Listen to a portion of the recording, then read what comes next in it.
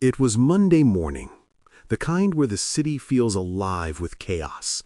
Car horns blaring, sirens wailing, and the smell of coffee and the asphalt mixing in the early air. Downtown was moving fast, but inside the Silver Spoon Cafe, time seemed to slow. Alicia leaned against the counter, scrolling on her phone.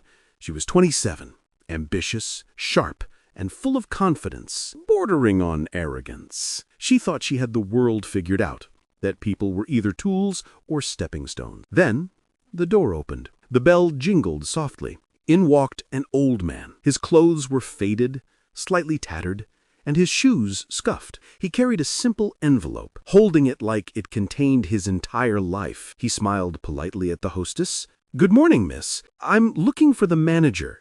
His name is Mark?" Alicia glanced up from her phone and laughed. Not a laugh of amusement, a laugh of superiority. "Sir, this is a cafe, not a charity. We don't take deliveries through the front. The trash goes around the back." The old man's smile wavered. "I'm not here to deliver anything. I just need a moment of your time." She snorted. "Right, sure. Maybe try the diner down the street. People like you don't belong here." The waiter behind her chuckled. "Yeah, man, go somewhere else." The old man's shoulders sank. He turned quietly toward the door. That envelope, once clutched tightly in hope, now felt heavier than ever. What Alicia didn't know, not even for a second, was that this poor old man owned everything in that building. Her best friend, Jasmine, often reminded her, "Alicia, treating people like stepping stones won't get you far. One day, you'll meet someone you can't laugh off." Alicia would just laugh it off. "Jas, kindness is a hobby. Confidence pays the bills." Confidence had grown into cruelty. She snapped at customers for the smallest mistakes. She mocked coworkers who couldn't keep up. And she laughed at anyone who didn't fit her idea of success. Meanwhile, the old man, Mr. Thomas, had built the Silver Spoon Cafe from scratch decades ago. He had poured his heart and soul into it. But after a heart attack forced him into early retirement, he let his son, Mark, take over daily operations. Mr. Thomas visited periodically, quietly observing the cafe and the people in it. He wanted to see if his legacy, built on kindness, hard work, and integrity, was alive or dead. On that Monday, he left the cafe feeling disheartened.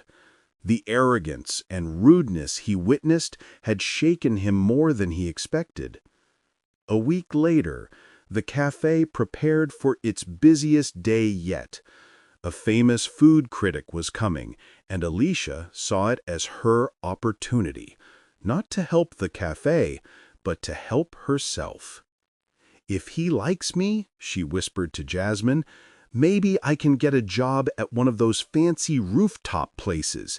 No more dealing with old men begging for water." Jasmine frowned. "You mean customers?" Alicia waved her off. "Same thing." At exactly 1 p.m., the critic arrived, a calm, middle-aged man with glasses, polite but observant. At a corner table, quietly watching, was Mr. Thomas again. Same clothes, same gentle smile. Alicia approached the critic, her fake charm on full display. "Welcome to the Silver Spoon. Anything you need, I'll make it happen." But Mr. Thomas raised his hand, politely asking for a glass of water. Alicia didn't turn. "One moment, sir. I'm serving a VIP." Minutes passed, then 10. Finally, Mr. Thomas walks to the counter. "Excuse me, miss." She snapped. "Can't you see I'm busy? People like you should wait their turn." The room went silent. Even the food critic frowned. Jasmine quickly stepped in. "Sir, I'll get your water." Alicia whispered to her, "No, let him wait." Maybe he'll learn a lesson. The critic raised his eyebrow. People like that? Alicia froze, then fumbled. I just meant, he interrupted. You don't need to explain. He left, leaving the napkin untouched, the envelope still in hand. Mark came out of the office. What just happened? Alicia shrugged. He was rude. Didn't deserve attention. Jasmine stared at her in disbelief. He's a human being, Alicia, not a problem to solve. But Alicia didn't listen. She didn't know the man's identity.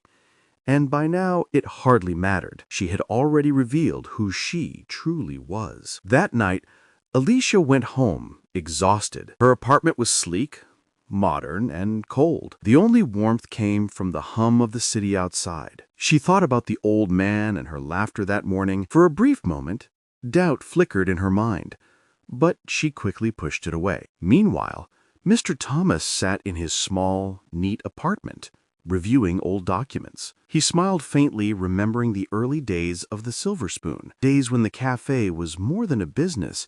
It was a community. He knew he had to intervene soon. The arrogance he'd witnessed couldn't continue unchecked, not in his cafe. 2 days later, staff gathered before opening. Mark entered the room, nervous. Everyone, listen up. The owner's coming today. Alicia rolled her eyes. Great. Another inspection. Yawn. The door opened at 10 a.m. The same old man walked in, but this time he wore a crisp black suit, polished shoes, and carried a small leather briefcase. His posture radiated quiet authority. The room froze. I'm Thomas Williams, he said calmly, founder and owner of the Silver Spoon Cafe. Alicia's jaw dropped. He turned to Jasmine. You were kind to me. Thank you for that. Then he faced Alicia. And you laughed at me, humiliated me, denied me water. Not because I was rude, but because you assumed I was beneath you. Her voice shook. Sir, Poor? He finished for her. Yes, that's exactly what you assumed. But poverty doesn't define worth. Wealth doesn't define character. Alicia swallowed hard. Please, I can change, he sighed. I believe everyone can. But first, you must understand what your arrogance costs others. The room was silent. Everyone watched as the lesson unfolded, real and unavoidable. Alicia was suspended for 2 weeks. She spent every day replaying her actions, imagining the look on Mr. Thomas's face when she laughed at him. She realized something she hadn't faced before. The same pride she used to laugh at in others had become her own reflection. Her friends noticed a change. Jasmine kept asking, Are you okay? I am, Alicia whispered, but I need to become someone better. She started noticing things, small acts of kindness she had ignored, the smiles of strangers, the weight of her words on those around her. When Alicia returned, she didn't wear makeup or stylish heels. She wore a simple uniform and carried herself quietly. The first person she saw was Mr. Thomas, reading a newspaper at his usual corner table. She walked over. Good morning, sir, she said softly. Would you like some water? He looked up and smiled faintly. That would be nice. She poured it carefully, placing it in front of him. I want to apologize, she said, for how I treated you. I was chasing respect from the wrong people. Mr. Thomas folded his newspaper. Respect begins where ego ends. You don't have to be rich to treat someone right. Tears welled in her eyes. Thank you for giving me another chance, he nodded. Everyone deserves one. Just make it count. Weeks passed. Alicia treated every customer, rich, poor, or middle class, with the same warmth. She smiled genuinely. She noticed coworkers, offered help without being asked, and never laughed at anyone for their struggles. One evening, as the cafe closed, Mr. Thomas handed her an envelope. Inside was a note. Kindness is currency. Spend it daily. And a small bonus check, her first raise. She looked up, speechless. He patted her shoulder. You've earned it. We often judge people by what they look like, not by who they truly are. But true wealth isn't measured in money.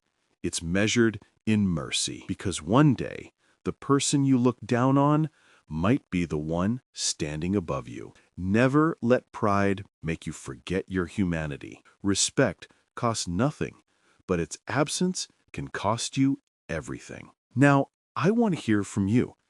Have you ever judged someone too quickly, only to realize later that you were completely wrong? Drop your story in the comments. Let's talk about it. And if this story reminded you that kindness and respect matter more than status or money, hit that like button and share it with someone who needs this reminder today. Don't forget to subscribe to Crime Vault Stories for more real-life lessons, shocking truths, and stories that make you think twice about the world around you. Because in life, the smallest act of kindness can change everything.